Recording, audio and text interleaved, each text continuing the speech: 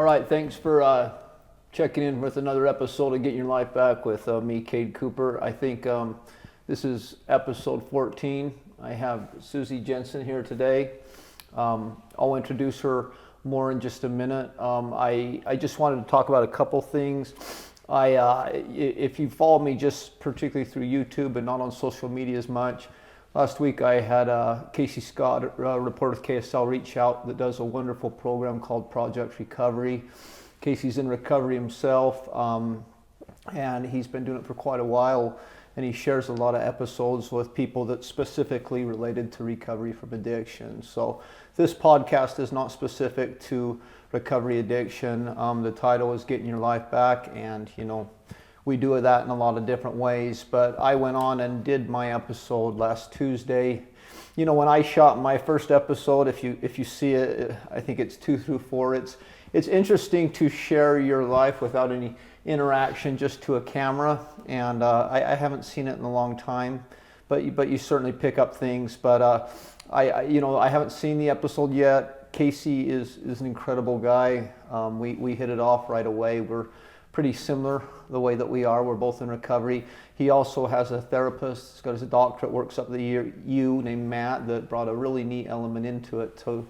So I will, this week, I think it launches on Tuesday. I'll post a link to my social media. He mainly does it through podcasts. It's kslpodcast.com. Also, and it's Project Recovery. Also, if you want to check it out, you can check it out. They do have a YouTube channel. They don't promote that as much, but sometimes it's kind of interesting to do that. But it was a neat experience for me because it just felt like a more organic for me, and it's more like a conversation. For me, I do my best feeding off other people's energy and in conversation. So, I think I was able to articulate a little bit better what I'm trying to do here, talk about some of the stuff in my life, and a lot more of my personality came out.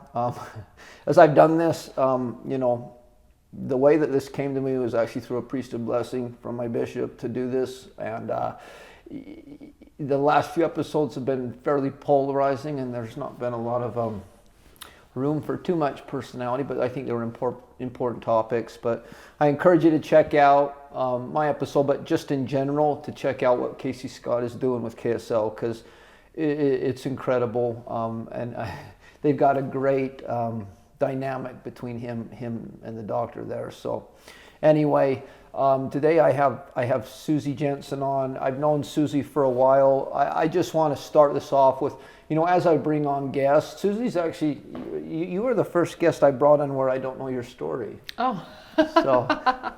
So this will be new and fun for me too.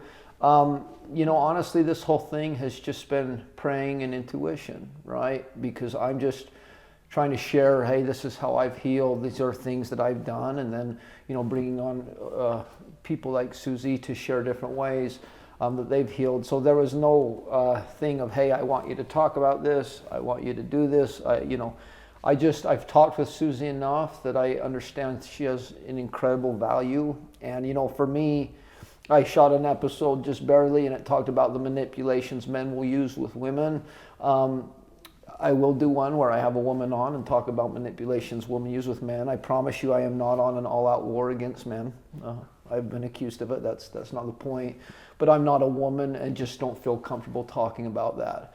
But I think so far on the channel, I think this is number 14, we're about due to have another girl on. So, Susie and I have talked at length about therapy. She's very intelligent. She understands a lot of stuff. So I'm excited to have her on. She's also beautiful. One funny story I'm just going to share, and Susie already knows what it is, but we were at Lake Powell like a month ago, and we were all upstairs, and there's like 6 or 7 guys, and we're in conversation with different girls, and Susie walks up, and she's in a very tasteful one-piece complete white bathing suit, but I've never seen where all the conversations just stopped and every man stopped talking to whoever they're talking to and looked at Susie, and then we all just looked at each other and there was just a pause. So her presence was noted. Susie's a wonderful lady. She's a wonderful woman. She's smart. She's beautiful. She's intelligent. She's put a tremendous amount of work into her, and you'll be able to tell as you hear her talk. So Susie, if you want to start off however you want, tell us a little bit about yourself and we'll just go from there. Yeah, thank you. Thanks, Cade, for that introduction. Wasn't expecting that. Yeah, so my story, it's interesting that you brought up that story of the swimsuit because... kind of hard to forget. Well, I haven't always been in the space of feeling confident and comfortable in my body and in my skin. Because I remember growing up and, going swimming, and I was, young, have my swimsuit, and I'm just not wanting anyone to see me or look at me, and feeling a lot of, it was something more than shyness around. You think it was insecurity or a lot shame, of insecurity, shame, yeah, and just not wanting to be seen, afraid of being seen. And yet my personality is such that I actually enjoy being in the spotlight every once in a while. There's a vain side too. But that was something that I've wrestled with. I was surrounded by beautiful, my mother is beautiful. She's a beautiful woman. And I've always thought she was beautiful. And I wondered why she didn't always see that in herself. And as a mother and, raising my kids and wanting to offer them not something more. And I think as parents, we all feel that way. Like, this is what my parents gave me, and now I want to take that and I want to add more. I want to make it better. And so I wanted to add that to my kids, for my kids, but knowing that I didn't have it myself. While I was married, when my husband would tell me I was beautiful, I didn't believe it. And it was a wrestle for me. And I wanted to feel confident. I wanted to feel comfortable, but I didn't feel that way. It reminds me of one of my favorite, it's actually a book that they made a movie called The Perks of Being a Wallflower. Yeah, I've heard of that. So the kid's talking to Paul Rudd as the teacher, and this girl's dating people that, had treated her bad, but he asked, why do people do that? And, I think the answer was we accept the love we think we deserve. Mm-hmm. And so I've been, does it seem like that? Absolutely. Although it sounds like he was respectful and he meant what he said, but if you didn't feel worthy of it, it felt... Exactly. And I couldn't figure out why I couldn't accept what people were saying about me. And it was because I was looking for validation outside of myself. And anytime I did that, I realized that I was so dependent on that I would ride the roller coaster, because sometimes you're high and sometimes you're low, right? And so, and that's a very vulnerable place to be, because you don't feel like you have control over who you are. And so as I started to realize, and that was a big part of my marriage, I was very codependent. So, if whatever my husband thought of me, I would just take that on myself, and whatever people thought on me. So I was working so hard, so hard to be loved, to be valued, and thinking that I had to earn people's love and affection. And so, and it wasn't until after I was divorced that I realized that I had to think of myself in a different way. And I knew that I wanted to be confident, but I didn't know how to get to that space. And it wasn't until I read an affirmation on a card that just said, how I see myself, this is summarizing, but how I see myself is how others will see me. And if I love myself, then I'm giving people the opportunity to see what I see. And I realized that I actually do have control over how people see me. It's just that I have to, it all starts with me. And so I started to do the work. And affirmations didn't stick at first. I don't know if people have done affirmations before, but you feel like you're lying to yourself forever. Like they say, look in the mirror. And I had those moments where I'd get emotional and I'd feel like, oh, that feels good. But I had to do some major belief shifting about who I was to get into the space where I really, really owned it. And there were layers there. So I did affirmations. I worked on that. I journaled a lot. I did visualizations of, showing up feeling confident. I'd listen to podcasts and TED Talks on confidence. And I'm realizing now that this was a big journey for me. As it's coming out, I thought, wow, this was more than I realized. But it's interesting, Susie, because, and I don't speak for myself, but before I understood psychology and stuff, I would have looked at a girl like Susan and said she's beautiful, she's smart, she's engaging, she's confident, she's outgoing, her life's good. Yeah. I at the time, I probably could pick up more now that I understand human behavior a lot more, but I would have never thought, right? Like, her life's good. And I think, sometimes we can, because society in general, especially with women, it's so fixated on what you look like. Yes. And, and it's starting to become that way with men too. But,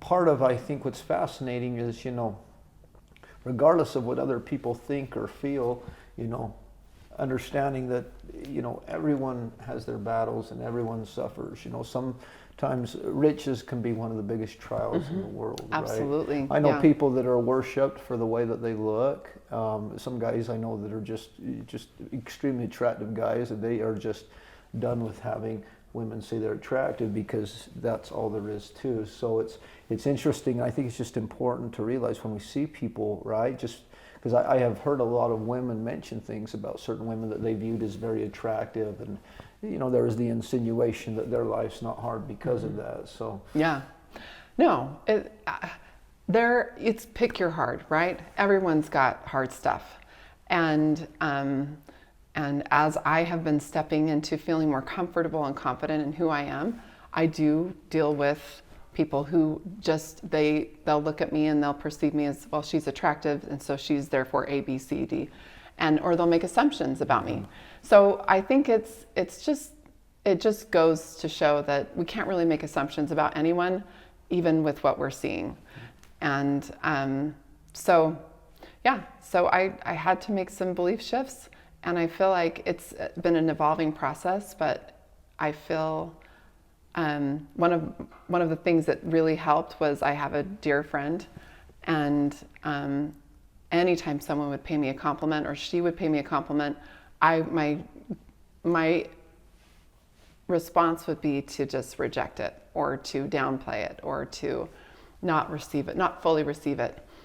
And it would upset her so much that she would just vehemently say, stop. Yeah. And that's the voice I hear in my head the moment, and I hear it for other people too. When they start to do that, I'll say, stop it. That's not true. So, because it isn't true. And if we could only see ourselves clearly for who we really are, and because I believe that what you see is not the full picture. It's who we are on the inside. That's what we're really seeing. And if you see a person that's comfortable and confident, maybe their hair's not perfect, or maybe, but you feel who they are from the inside. And anyway, so since she's done that for me, I've felt like I want to do it for other people. And so people who know me get used to hearing that, stop it. Yeah. You don't get to talk about yourself like that. Well, I love the transformation, because you said something that kind of stuck. You said, people perceive me, and they didn't say as a beautiful woman. Susie can acknowledge she's a beautiful woman. Now, the old me would have never said that about myself, and I view myself as a handsome man, but I would have been like, that's arrogant, that's conceited. Right. I don't say that, right? You tell me something good, I either downplay and be like, well, yeah, but I've got this, or I shoot back a compliment to you right away. Oh, but you're good that way. And deflecting. It's an invalidation of the person's compliment, right? Yeah. When I speak at different things, like, people will come up and, I've learned to just say thank you. Yeah. And it helps people feel so much better. But that's a radical shift that you're explaining from where you are now. So before, I'd love to go into kind of the different modalities that created, this paradigm shift. But why? Why was it that you wanted to change? I wanted to change because I didn't want to be dependent on other people for how I felt about myself. That was probably the biggest thing. And I wanted to feel that resilience that you feel when you're not depending on what other people think or say about you, because it was such a burden. Anyone who is constantly reacting to how other people see them, it's a burden. It's a huge burden that you carry around, and you feel like you're constantly trying to cater to what other people want you to say and think and act and do and dress and all of those things. And that's a huge burden to bear. And I knew that if I was going to fulfill my purpose in, as in my life, I had to stop that behavior. And plus, I just wanted to love myself for who I was. And because another thing that I craved in my marriage was to feel loved. Well, the problem is you don't feel loved if you don't love yourself. So, even though my ex-husband made efforts and strides and through words and gifts and action really tried to offer that to me, I did not feel loved. But that's on me, right? Because I didn't love myself. So the parts of me that I had rejected didn't feel loved and valued. So how does that process go? As you start to shift into self-love and being able to accept stuff, what? I had to get from this place of defining what's ideal. And in this world, there are so many ideals out there. Your waist has to be this small, your butt has to be this big, your chest has to be this big, your teeth have to be this color. I mean, the list goes on, right? And I think one of the biggest shifts what happened when I was at a meditation retreat. It was a silent retreat. And it was the first retreat I'd ever been to before. And my goal in signing up was, I want to learn to meditate, so I'm going to sign up for a 7-day meditation retreat. I'd done a few meditations off of YouTube, but this was a big step for me. And I didn't read the fine print that says you'll be silent the whole time, not just while we're in meditation. So that was a wake-up call for me. So I got there, and I had only talked to a handful of the people that were there. There were like 25 people there. And I'd gotten to know their names and a little bit like where they were from. And then it was like, okay, it's time to start the meditation retreat. We're going into noble silence, is what they called it, for the duration of the 7 days. And the only talking that you were allowed to do was if you wanted someone to pass you the salt and you had to whisper it. So it was a totally different experience. Now the goal for that is that you're reducing the external stimulus, so what's going on inside you can actually bubble up to the surface, and it's almost to the point of screaming at you.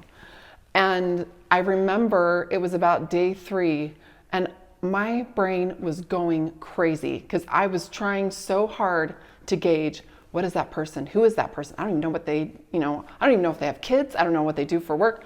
No one knows me. They don't know that I have 5 kids. They don't even know that I'm funny. Because like in my head, I'm like thinking of all these. People need to know. They need to know. I'm thinking about all these jokes. We're all eating. It's quiet. We're all sitting around this table. No one's saying anything. We're like looking at each other and just eating their food. And I get up to go get more food because the food was amazing at this retreat. And I come back outside and I wanted to say, hey guys, what'd I miss? Because no one's talking. And in my mind, I'm like, oh, I'm so funny. And then I thought, dang it, they don't even know I'm funny. So it was like the 3rd day that I realized that all of my labels, my hair color, how many kids I have, my gifts, my talents, the things that I do, all those things that I was striving so hard to derive value from didn't matter. And that there was a deeper part of me that didn't have any of those labels. And that deeper part of me was my eternal self. And that was the part of me that mattered the most. And it was such an awakening for me to see that and to know that about myself, that I realized that I've been putting all this effort into these labels that aren't really relevant to who I am. Wow. There's so much I love about that, and a silent retreat's actually a new thing to me. That's extremely interesting. Like, I was at church today and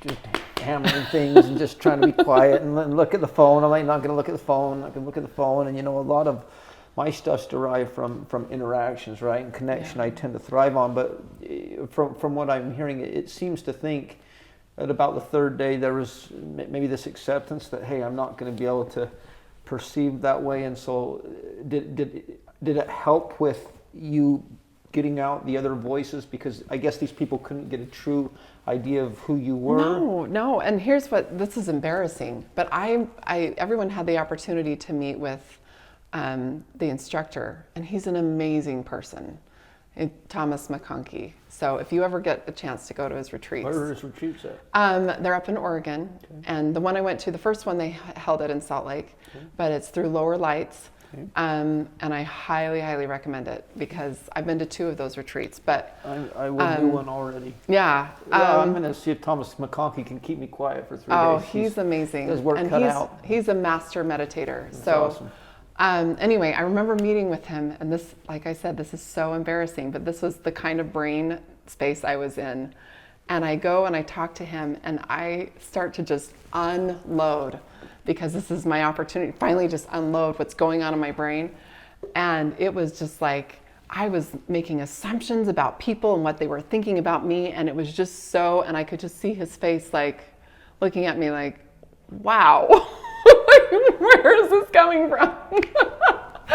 And as it's coming out, I'm like, this is sounding so crazy coming out of my mouth, but this is so my reality right now. And I wanted to fix it. I wanted it to go away. And so I just thought, he can help me. I'm going to get it out. And I was like, I fully unloaded. He was just like, yeah, I'm not. And in the most gentle way, just saying like, I don't think that that's how it really is. And yeah, like he was so gentle about it. And I came out of that thinking like, oh my goodness, I have been putting all of my time, energy, and focus in the wrong things. The things that I thought were going to elevate me. It sounds like part of it too is the standard, right? That we think is universal, Yes. right? And being single, Susie and I are single again. Yes. And I'll have women ask me all the time, "What's your type?" And a lot of times, is it blonde or brunette? I'm like, I don't know.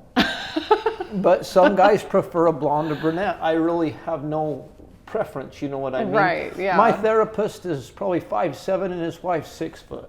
Really? And he has her wear the 4-inch high heels every time he goes out, and I love it. Oh yeah, I need to talk to her because I'm 5'11". I love it, right? But for me, it would be the same, right? And like for me, I don't care if a woman makes more money. In fact, that's just a plus. Like I like money.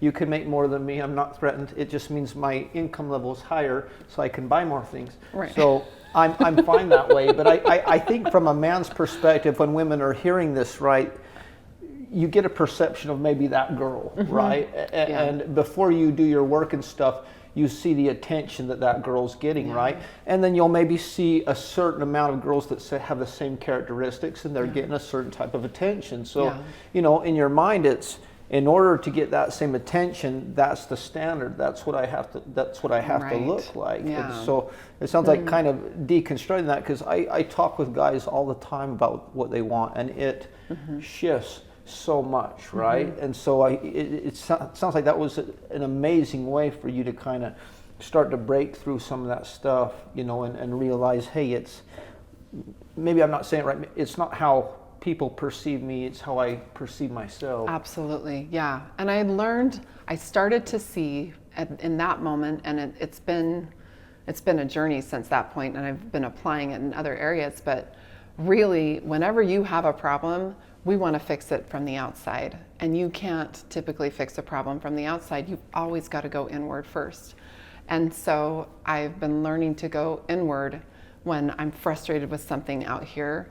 And as soon as I do that and I make the shift, that's when things on the outside shift. Could you do a process of that? If I I'll throw out something really stressed that I would think a normal woman during the day, right? Absolutely, yeah. Let's make this fun. So let's say a girl gives you a backhanded compliment. Okay. And you think you know her intention from it, right? Right. In the past, before you did all that work, would that have an effect on you? Oh, yeah. Okay. Yeah, it would totally derail me. I would be like, what? I've been trying to please.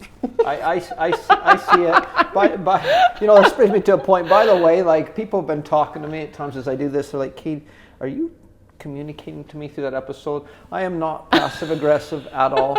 At all. I promise you.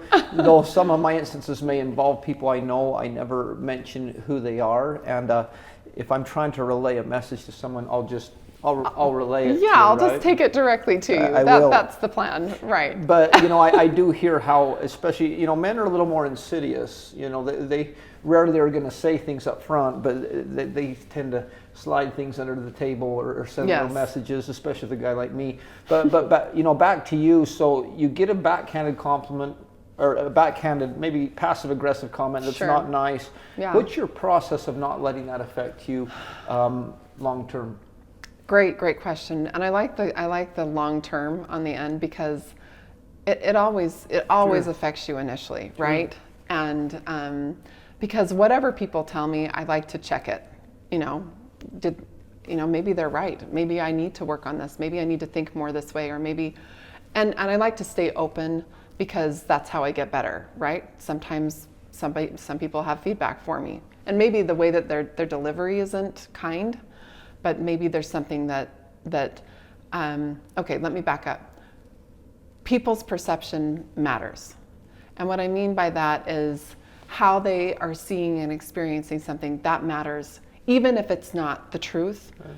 Right. Because you can't change a person by just giving them the truth. You have to work with them where their perception lies, okay? So in this case, if someone were to say something passive aggressive to me, at first, I'd be like, wow, maybe they're right. Or I'd go through that line of questioning. And recently I learned that, I try really hard to be like Jesus, and I'm not perfect, obviously, but I'm really trying hard. But it recently occurred to me that, if someone's going to give me that kind of a say that something to me, and if I turn to my friends and I'm like, hey, this person said this to me, it's in my mind, it's two wrongs don't make a right, right? Because here I am gossiping about this person, and now that person's like, wow, they're rude, like, right? So and Jesus had a lot of terrible things said about him, and he was misunderstood astronomically. And yet he didn't, I'm sure he didn't go and be like, hey, that guy just called me, because the whole reason I would have done that was for them to say, oh my gosh, she's crazy, right? She's wrong. And to validate my own self-concept. So, one, if someone says something to me, and if I'm doing that behavior, that's telling of how insecure I feel in about that particular thing. And if I'm lacking security, then that's something I need to work on. So, say they say something about, I don't know, it could be about my appearance or my talents or something like that. That's something, and if I am having an insecurity around that, then I have to do the work to shore that up. So next time that happens, then I'll be able to be like, oh, yeah, you feel that way. And I know that I'm okay. Because it's like if someone said to you, something that's totally irrelevant. Like if they just said like, you look like a monkey or something. You're like, I don't look like a monkey at all. Actually, no, that's not even true. But you know how ridiculous it is. And it doesn't even, it just slides off of you. Mm-hmm. So when you have that belief, and that belief is so solid about who you are, those kinds of things just slide off of you. But if there's a part of you that believes it won't slide, it sticks. And so the things that stick, that's on me. I have to go in and think, okay, where is this sticking and why does it hurt? Mm-hmm. Because it should just slide off of me, because I believe that I have value. So they've triggered you, right? So I like that too. I think too often we are just live a life where we're afraid to be triggered, right? Yes. We try to put ourselves in a bubble. I don't want to be triggered because that makes me feel uncomfortable. Well, if you don't get triggered, how do you know where you need to grow, right? Exactly. At this point, like my temper, I'm in the middle of 5 boys, like, yeah, it wasn't fly, and it was almost immediate. And at this point, it's extremely hard to get me upset. Yeah. Extremely hard. And if you can, my hat's off to you, because I'm not going to give my peace away that easy. Right, But your serenity. I love the process that you've mentioned, right? Because, hey, it sounds to me like what you're saying, if I'm summarizing, is if it has no bearing, it just doesn't matter. Right. You know what I mean? So Yeah. it's like, you look like a monkey. No, I don't. I look beautiful. Whatever, right? Right. But if it triggers something in there, then there's at least maybe something that's true about it, or it's doing something. So I like how you explain the process of it. And at the same time, maybe trying to understand where they are and honoring their perception is their reality, even if it's not reality, you know, and then not being upset at them. And then at the same time growing from the experience. Yeah, absolutely. Absolutely. Yeah, that's very good. So, you know, I think it's natural to take criticism in different ways. You know, with this project, I get a lot of feedback all the time. This thing I do all the time, all the time. It's like, quit doing that all the time. But it's just interesting, because for me, like, if I'm doing something wrong and you legitimately believe I'm doing something wrong and you don't believe it's good for me, please tell me. Even if it cuts me to the core. In fact, the major shifts in my life have been those moments when someone's been like, Cade, they're honest. this is what's happening. This is what's happening. This is what you're doing. This is what's gonna happen. And some of those behaviors cut me to the core, but they produced the change necessary in order for me to not continue that behavior. Yeah, absolutely. Yeah. Yeah. I think honesty is really powerful, and but it hurts at first, always. It seems like any good thing does. Yeah. Therapy, any change. You want to change, you're going to experience some uncomfortableness immediately. Yeah. Susan and I have quite a few things in common, but, you know, as I've talked to her, there's an unquenchable thirst for self-improvement. Absolutely. Why is that? Oh boy.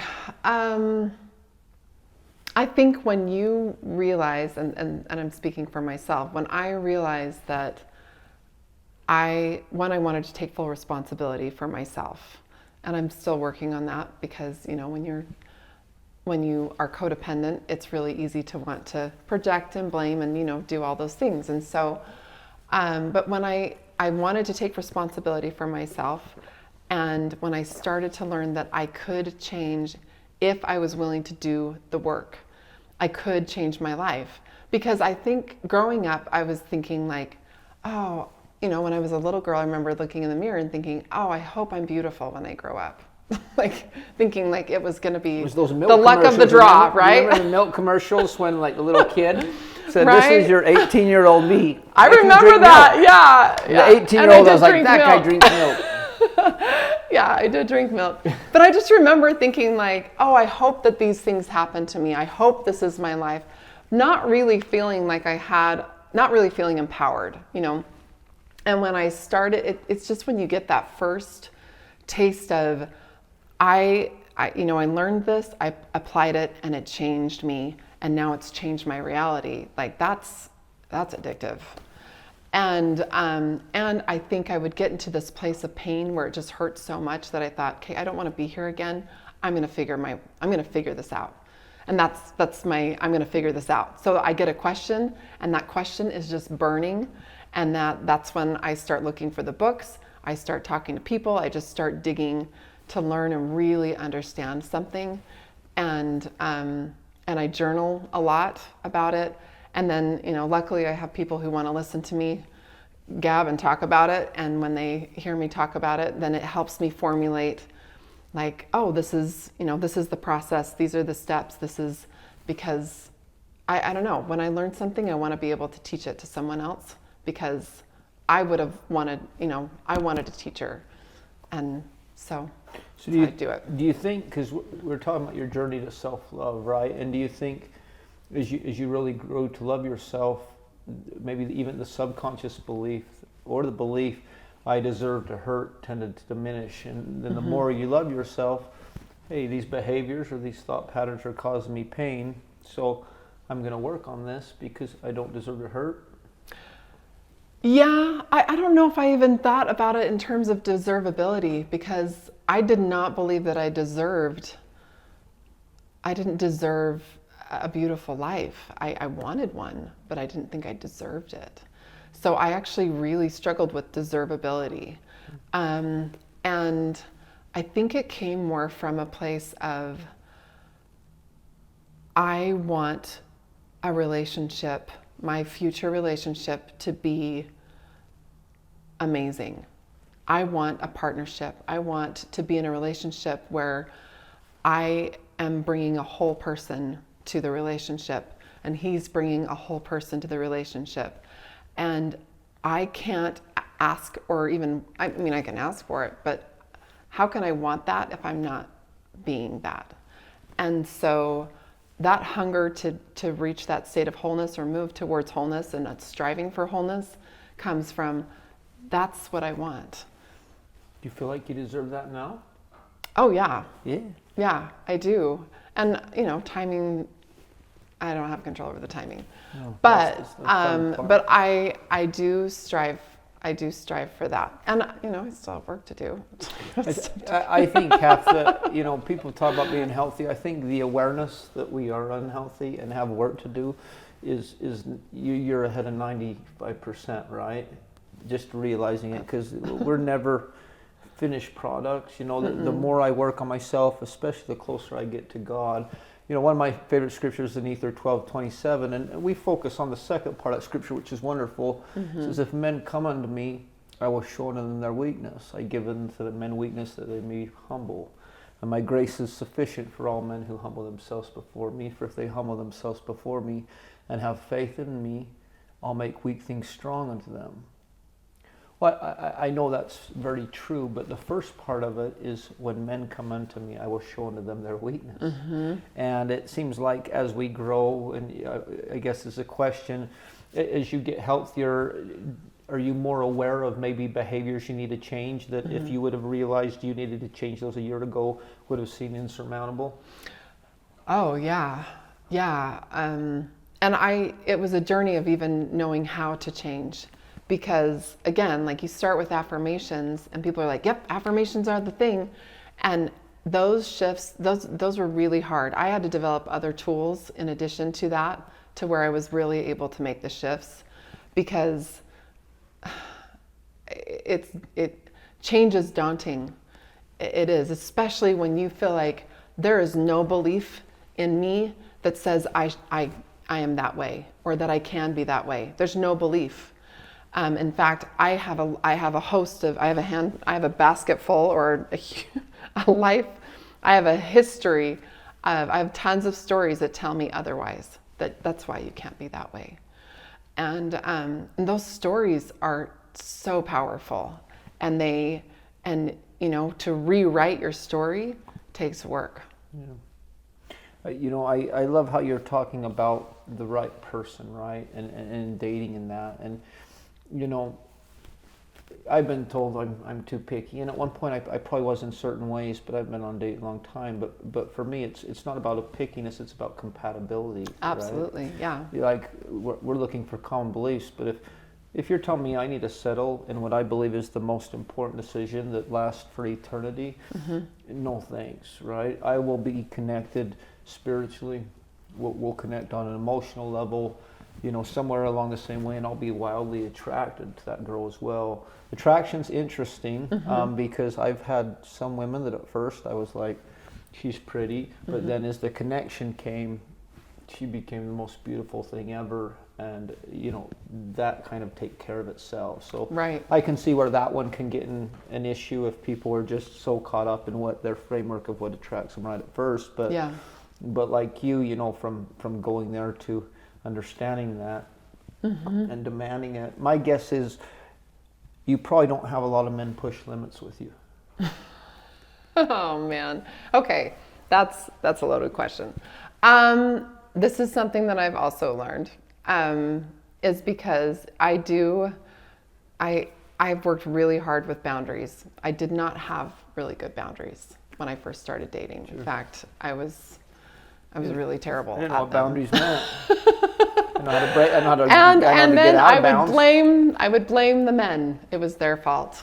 And I call it the dating hangover. You go out on a date and you wake up the next morning and you're like, oh dear, I can't believe I went that far.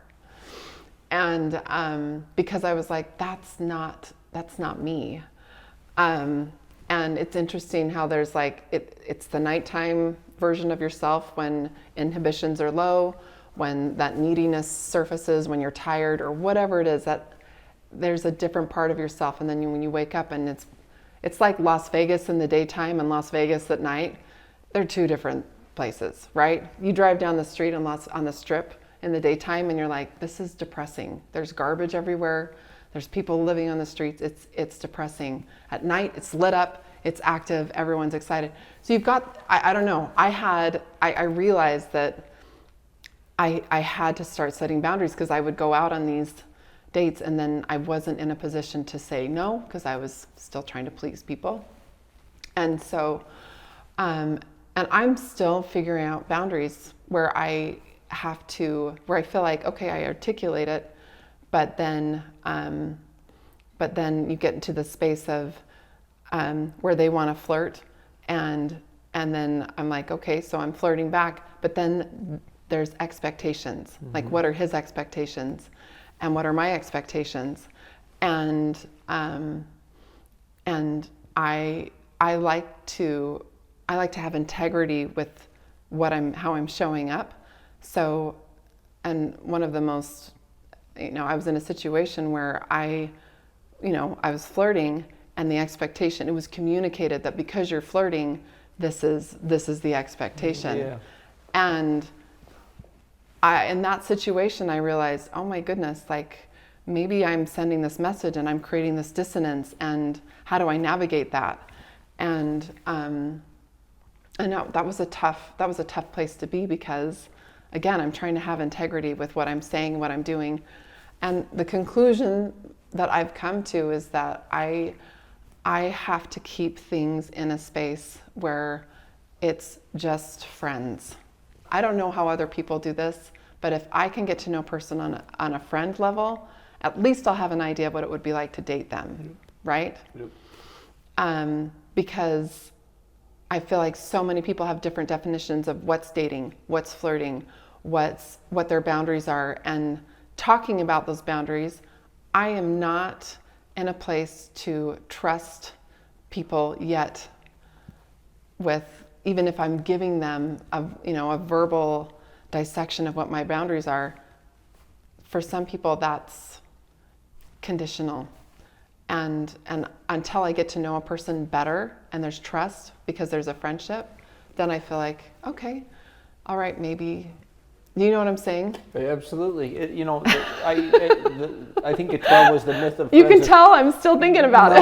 No, but the myth 12, the myth of friends with benefits was wait a month. You know what I mean? Especially when we introduce physicality into a relationship, things Right. get skewed. Especially as men, we lose our minds. Mm-hmm. You start feeling a lot of testosterone, and red flags and different things happen that way. But it sounds like what you're doing, because I'm the same way, right? Like, I'm not in a hurry. I'm not 16 years old anymore.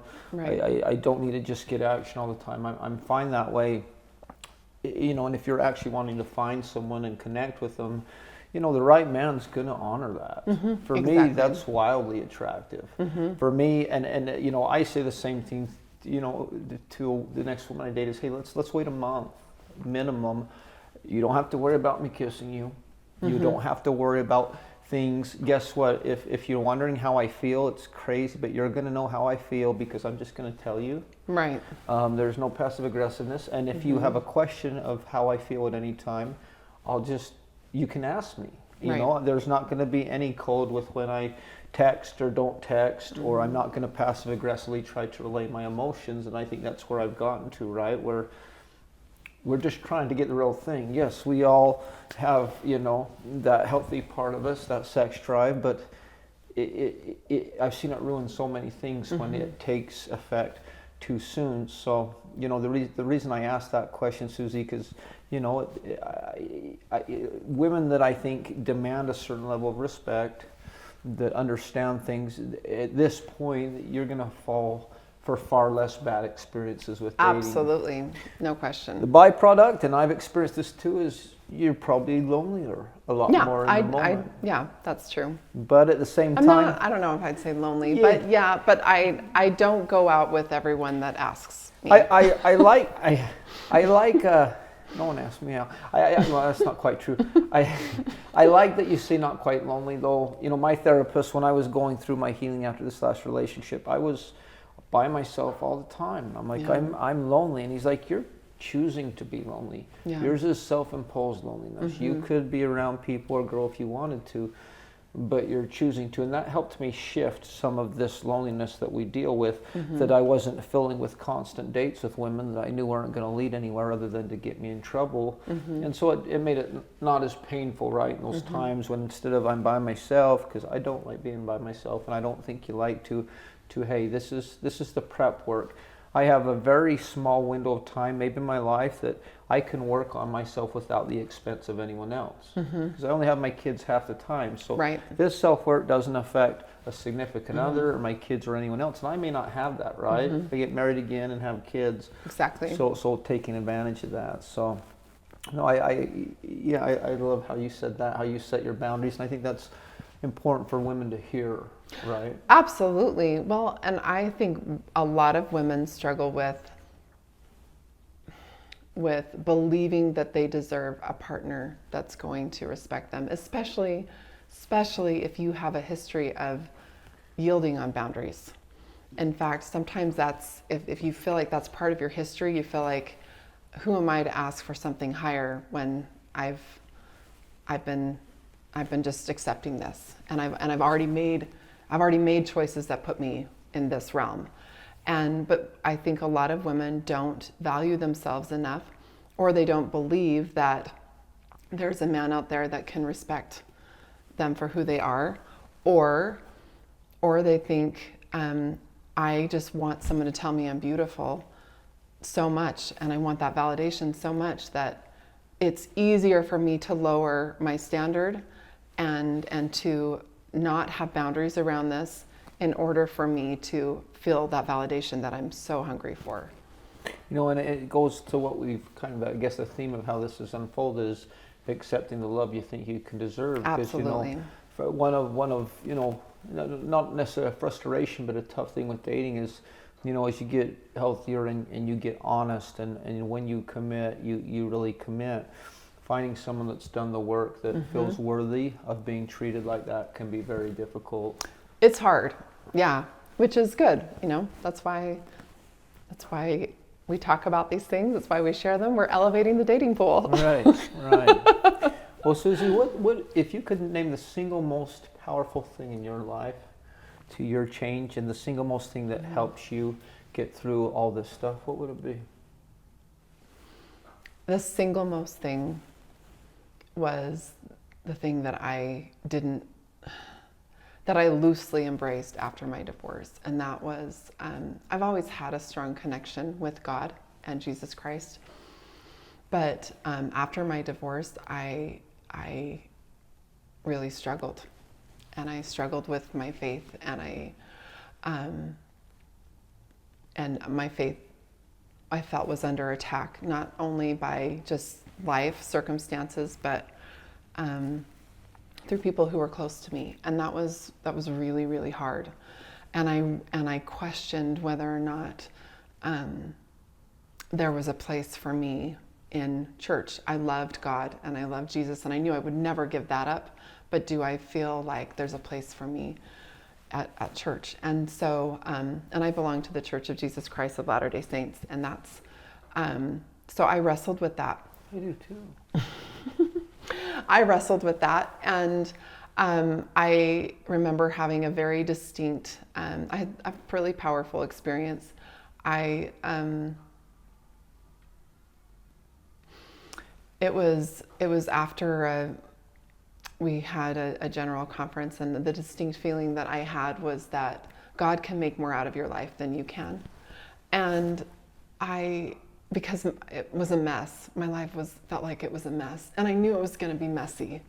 I knew it was going to be messy because I knew right after the divorce, I knew what was ahead. I could see, like, oh man, dating, I've got to navigate all of these things that I didn't even have on my plate before. And I knew it was going to be messy. And I knew God was okay with the mess, because I had asked him about it. But, and I was in a space that I just didn't feel that connection to him, nor even the motivation to get myself in the right space to be connected with him. And so I asked for an anchor. And I started to pray for an anchor, and I just said, I just need an anchor to help me. If you can give me an anchor, I'll make the shift. That was the deal.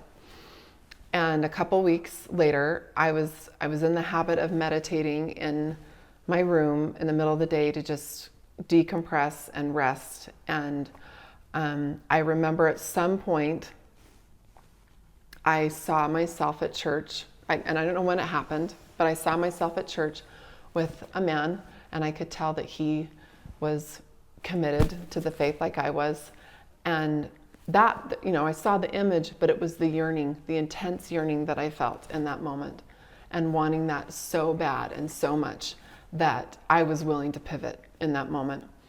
My ex went through a faith crisis, so to me that was something that I was scared to reintroduce into my life. And in that moment, it shifted, and I thought, it doesn't matter. I'll go through it again if I need to, because that's what I want.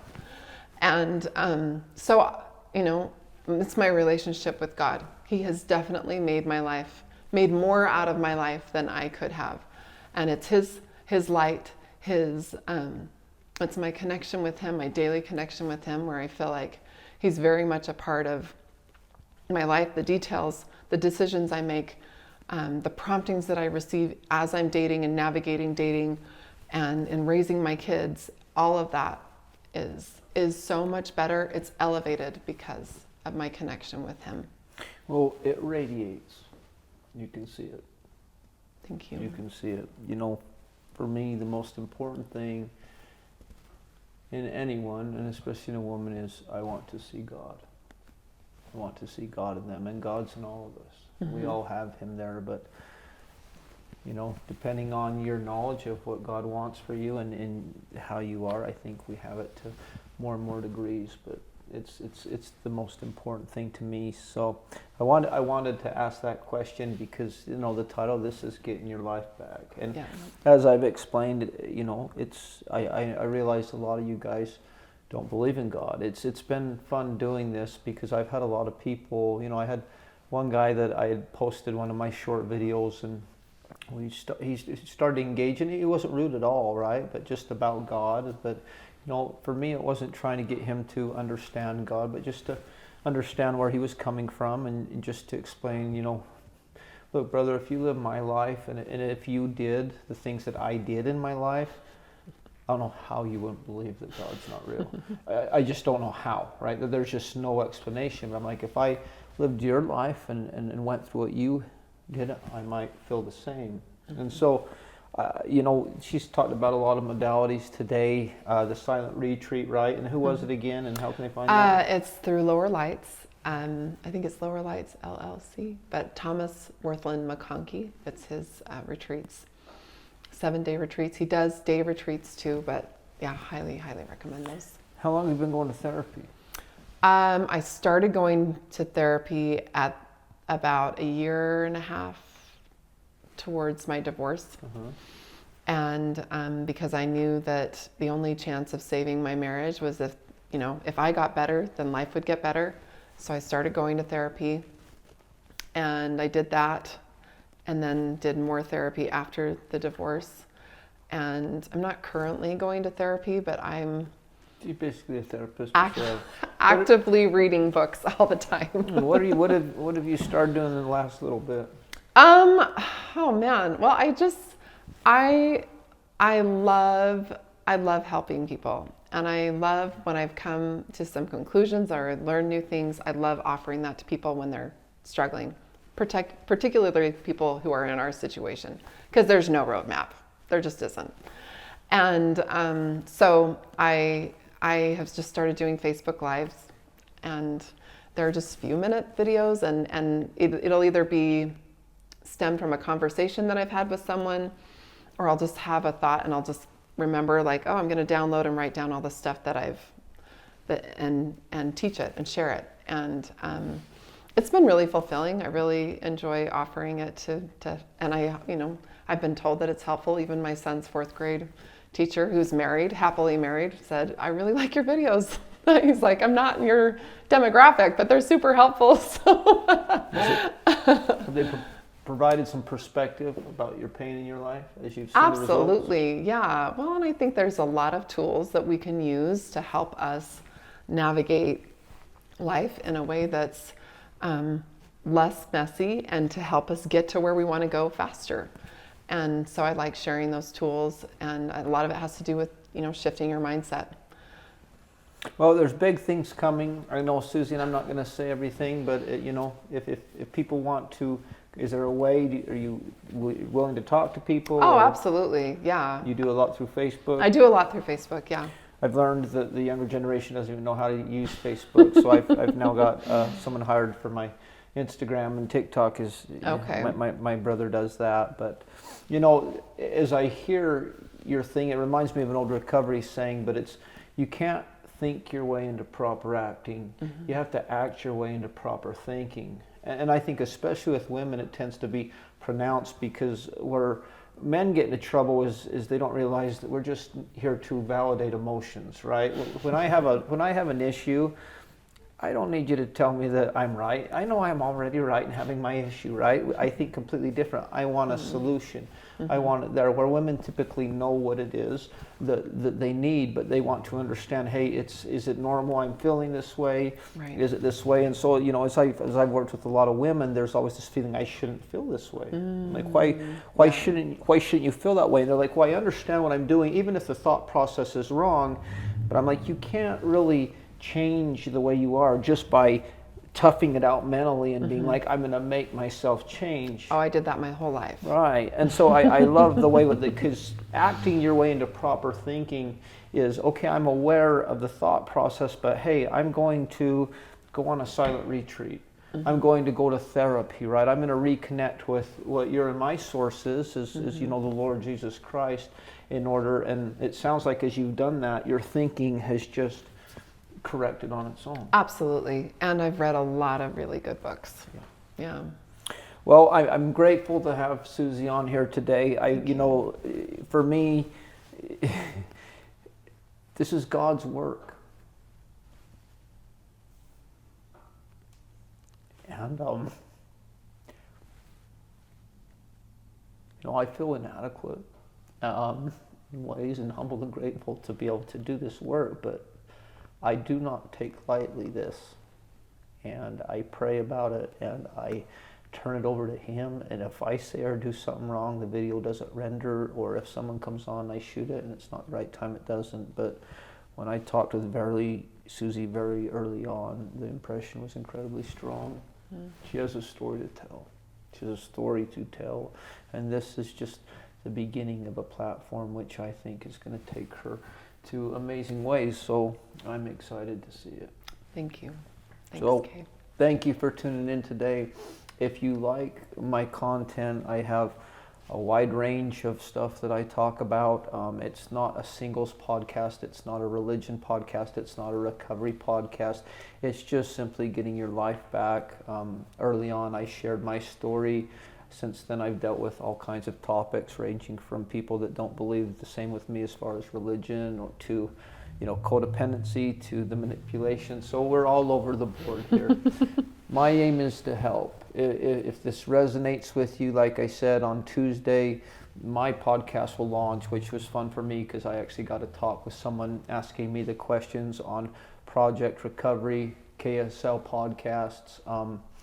I think it launched Tuesday afternoon. And if you like my channel, it's Getting Your Life Back with Cade Cooper, without a G, on YouTube. You can subscribe to the channel. It will notify you of future content. But in the end, we know what it's like to suffer. We know what it's like to feel pain. And for me, I've come out of that to a large degree. And my drug at this point, being in recovery, is people. My drug is in a healthy way, helping people without it hurting me, because the work I do with people now doesn't make my life fall apart, but it just enriches it. And Susie's one of those people that does that. So thank you. Grateful to have you here today. Thanks again for tuning in, and let's get our life back.